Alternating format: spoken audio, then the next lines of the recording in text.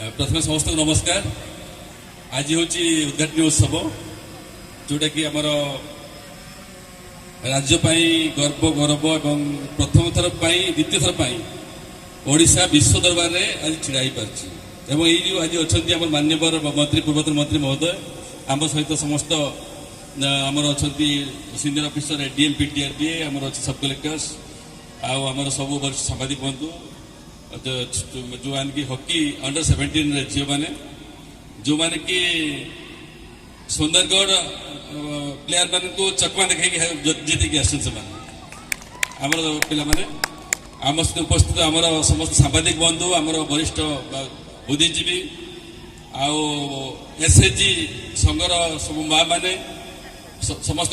आमर सरकारी कर्मचारी एवं ऑफिसर्स समस्त छात्र छात्री एवं समस्त क्रीड़ाविद को आज मोर पुणी आउे शुभेच्छा नमस्कार। आप जानते कि आज हूँ एमती दिन कि आमको देखुं समग्र विश्व माननीय मुख्यमंत्री आम प्रिय सरकार एमती कर व्यवस्था समग्र विश्व देखुं। आज भारवाटी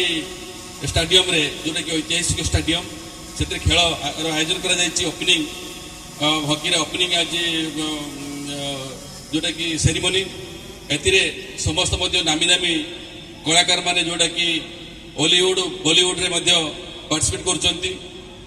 विशेषकर आमर माननीय मुख्यमंत्री 6टा बेलू आसी 6:25 इनाग्रेसन करेंगे सी गैदरिंग को एड्रेस करेंगे।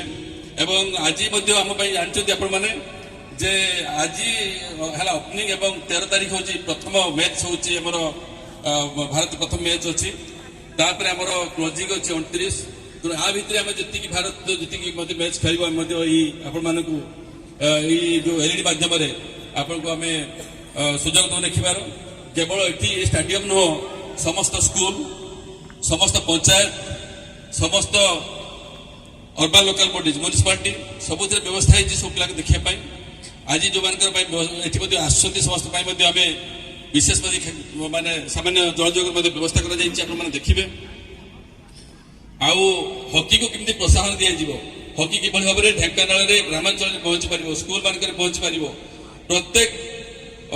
स्कूल प्रत्येक ग्राम पंचायत खेलाड़ी मैंने पार्टिसिपेट करेंगे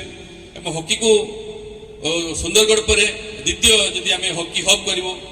भावुँ ढेंकानाल हो पार निश्चित सन्देह ना।